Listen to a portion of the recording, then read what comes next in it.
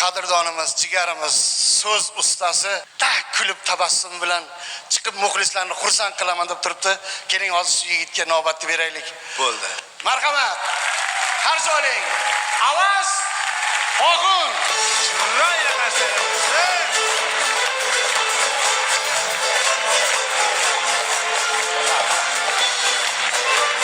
Marhamat. Rahmat, assalomu alaykum. Qahqaha teatriga alohida qarshilik bo'lsin. Rahmat. Muborak bo'lsin. 25 yil. Salomat bo'linglar. 25 yil. Men hayronman. Qaraqasiz 25 yil. Navoiyda havo sal yaxshi emas-da, o'shaning uchun bularga 1 yil, 2 yilga o'tadigan joylari ham bor. Ya ikkalasiga 25 yil bo'ldimi? Salomat bo'linglar. Avvalambor assalomu alaykum, hurmatli kulgu muxlislari, hurmatli san'at shaydolari. Bugun mana shu yerda ustozlar bilan, kulgu ustalari bilan sizlar bilan ko'rishib turganimizdan bag'oyatda xursandmiz. Tanijoningiz sog' bo'lsin, umringiz uzoq bo'lsin. Hamisha kulib yuringlar, omon bo'linglar. Rahmat. Rahmat, salomat bo'linglar, umringiz uzoq bo'lsin ilohim. Mana shu telefoni borlarga achinaman.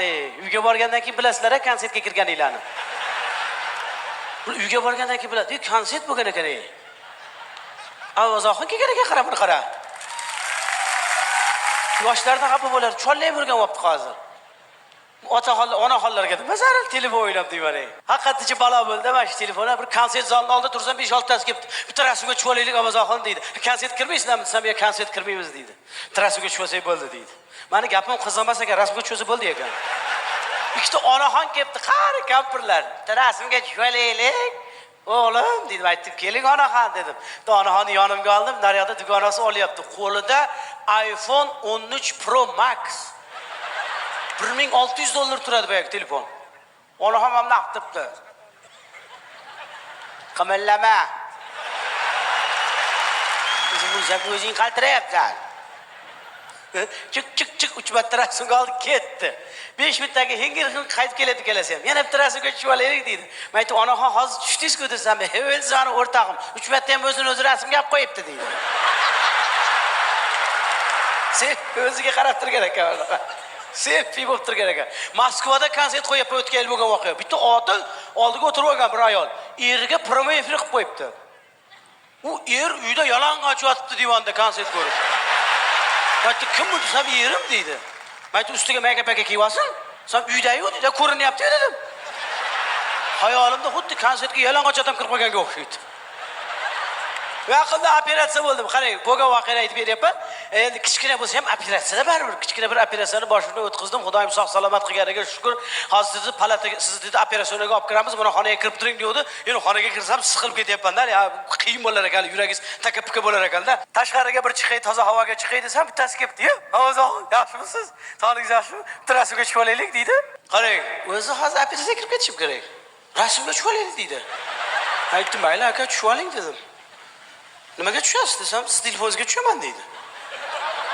"Men telefonimga tushgansiz, nima foydasi bor" desam, "O'g'limning nomerini saqlanib qilib Telegramdan tashlab berasiz" deydi. Rasmga tushib, haligi odam bilan o'g'lim nomerini qilib saqlanib qilib, rasmni tashlab berib, keyin kirib ketdi operatsiyaga. Endi yaxshiman, narkoz degan narsalar chiqibdi, hech narsa bilinmas ekan. Endi narkozdan sekin uyg'onyapman. Sekin oyoq qo'limni ishlatib ko'rdim-da. Shuna ko'zimni ochsam, bitta xotin bolasidan turibdi. Ana, turdi. Ana, endi bitta rasmga tushib olamiz deydi. Men aytdim, "Opa, hozir narkozdan uyg'ondim.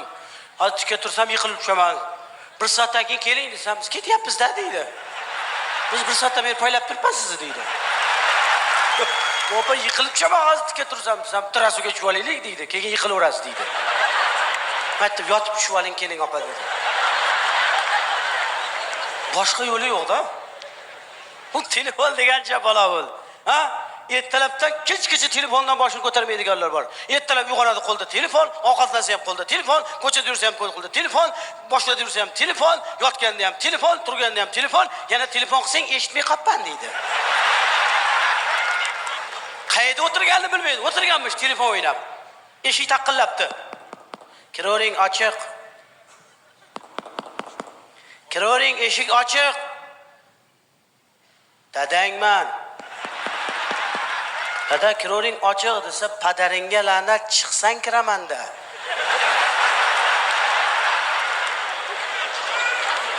O'zi bir xona do'm bo'lsa, 2 soatdan beri o'tiribsan. Bildinglar qayerda o'tirgan? Aha, mazaq vardır ders. Sizlarga ham bo'lganmi deyman shuni. Telefonda ham yaxshi narsa yo'q o'zi. Birov bilan urushgan, birov-birovni g'iybat qilgan. Ayniqsa intervyular berib qo'yishadi, mana cho'tki tib, mana o'tiribdi, mana bostaga o'tiribdilar. San'atkorlarga savol bersa, san'atkorlar ham men hayotimda juda ko'p qiyinchiliklar boshimdan o'tkazganman. Butun dunyo nohaq, bu haq. Ammo albatta yegani nonim yo'q edi bir paytlar. Hamma qanaqa yig'latasizlar shuni? Aytay qilasizlar, a? Mana ham yig'lataman deb chaqiruvdi, hech narsa gapirmadim men. Ataylar kulib o'tiraverdim. Esingizdanmi? Mana cho'tkitib. Nomidan ma'lumda o'zi. Hali shov-shuv qilasizlar sizlar, ha? Hali buna bo'ldi. Shu prosmotriyamiz televizorda ham yaxshi narsa qolmadi. Televizorda ham borku, qaysi kanalga olsa, bu yoqda olsa zarb, bu yoqqa olsa mahallada dudu gap, bu yoqqa olsa 13-chi nima? Haligi nima? Bir bala Amirxon yor. Ko'ryapsizlarmi yor-yorda? Er siragan, xotin siragan hammasi o'sha yerda. Sog' odam yo'q. Yaqinda bittasi chiqibdi, men erga tegishni yaxshi ko'raman deydi. Chap tomondan qarasang, Dilnoza Kubayevaga o'xshayman deydi. Ana ayolni ko'rdinglarmi? Bir 40 dan oshgan, 2 marta ajrashgan ekan. Sap saro ayol. Qanaqa erkakka turmushga chiqardingiz desa, bilasizmi, menga ichmaydigan, chekmaydigan, urmaydigan, yurmaydigan, uyi bor, puli bor, mashinasi bor. Meni har kuni restoranga boradigan, menga har kuni gul ko'tarib keladigan, menga har kuni sevgi soqiladigan erkak bo'lsa, erga tegaman deydi boshlovchi ham.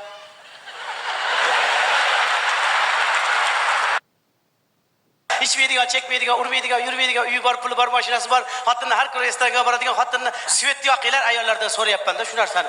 Xotiniga har kuni gul ko'tarib keladigan, xotiniga har kuni sevgi soqiladigan erkak bormi? Bormi ya? Yo'q, bittalar savol tugamasdan.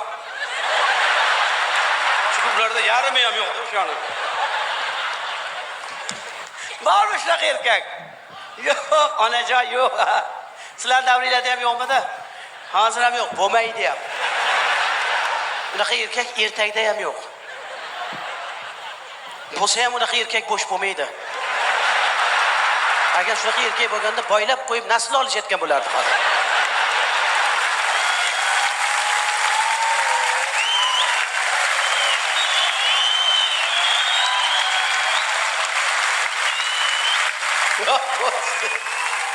Voy 180 kiloluk bitta xola chiqdi, yerga tegaman deb. Yosham bir 60 tagida.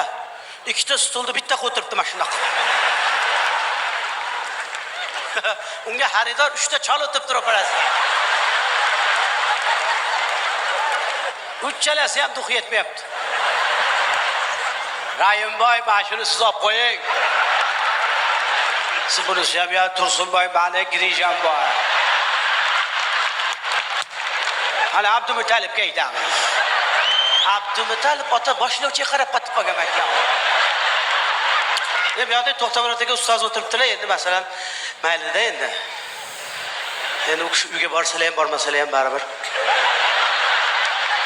Endi ijodkor baribir o'sha televideniyada men deyman-da endi, to'g'rimi masalan, erkak kishi chiqibdi. Nimaga ajrashgansan desa, xotinim meni urardi deydi.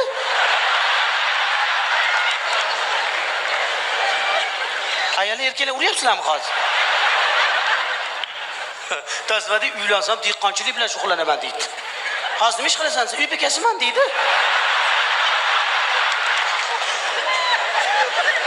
Erkak kishi uy bekasi bo'lgan birinchi marta kishi. Hech kim Xudoyim peshonasiga yozgandan ayirmasin. Hamma ham o'zini qo'shgani bilan qo'sha qarisin.